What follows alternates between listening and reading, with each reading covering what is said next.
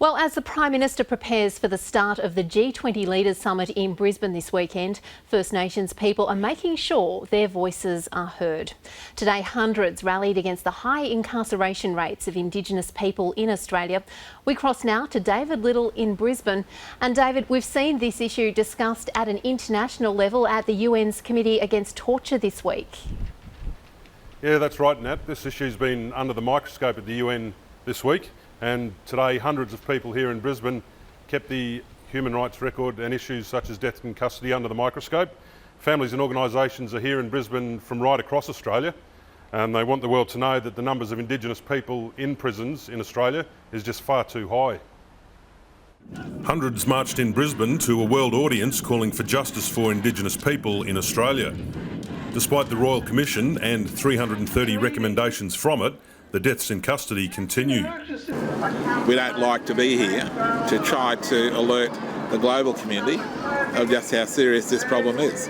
That hundreds of our people have died in police or prison custody, and to this day, not one single police officer, not one single prisons officer has ever been held to criminal account for their crimes against our people. A 50-year-old man died in Brisbane prison on Sunday, and today marchers were alerted to the recent death. It brings to 5 the Aboriginal people who have died in custody in the past 2 months. This month is the 10th year anniversary of the death of Mulrunji Doomadgee on Palm Island. Lex Watton, who was outraged over Mr Doomadgee's death and jailed for his part in the Palm Island incident following the death, spoke at the rally today.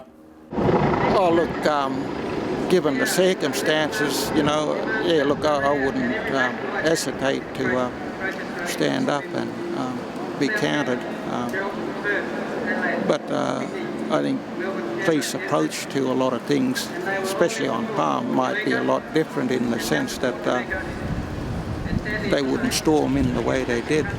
That's my thoughts about it, but who knows? Could be worse, but yeah, look, I wouldn't stand back, that's for sure. Outrage continues over the recent death of Jalika Dew, who died in a Western Australian lockup after her health complications were ignored. Her uncle, Sean Harris, was at the rally today and says Miss Dew was jailed for the crime of not paying parking fines. Yeah, well, over in Western Australia, people over there seem to be getting jailed left, right and centre for unpaid fines. It's just another excuse. It's just another thing that the police have as a backup. If they can't, when they get bored, they'll find a black fella and pick them up off the streets, and if they've got unpaid fines, you're going to spend the night in the lockup, mate.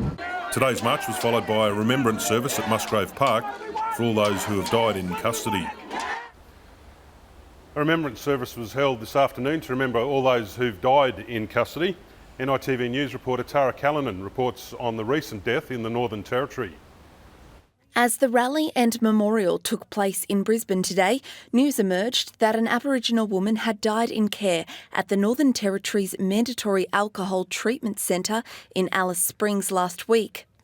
But there are no suspicious circumstances at all in relation to this person's death, and she did have a number of pre-existing morbidities or medical conditions, and she was being treated for those as well.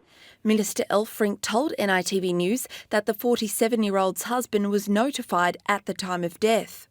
And we rely on the family themselves to pass the information on. What he did with that notification is up to him in terms of who he advises within the family.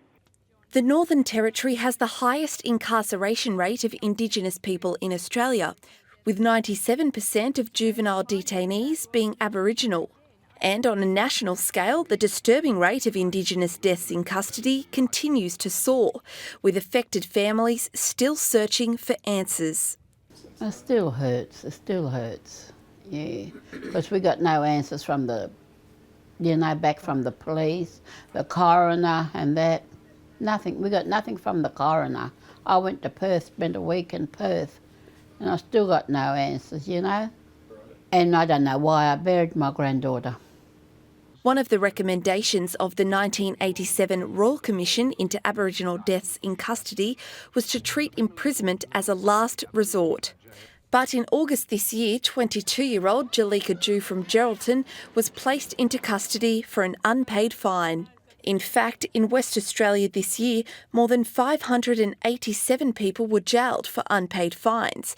267 of those were Indigenous. What's going on is that they're not implementing the 339 recommendations.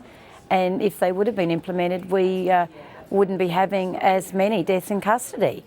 There's been actually more deaths in custody since the Royal Commission 20 years ago, and it's a violation of our human rights. The family of John Pat, whose death triggered the Royal Commission, is grieving for the family of Miss Dew. They want answers, you know, they need answers. It didn't happen out in the community, it didn't happen out in the street, it happened inside, so give them the answer that they need. The First Peoples Disability Network has gone to the other side of the world seeking answers. The Miss Dew case was put before the United Nations Committee Against Torture in Geneva on behalf of family members like her grandmother, Carol Rowe. Now it's gone to the UN, so maybe they've got to give us, and not maybe, they've got to give us answers. Tara Callinan, NITV News. So there you have it, Nat. A lot of families are really hurting from deaths in custody in Australia, and it remains to be seen what kind of response they'll get after this International Leaders Summit. Okay, David, thank you very much. David Liddle reporting there for us from Brisbane.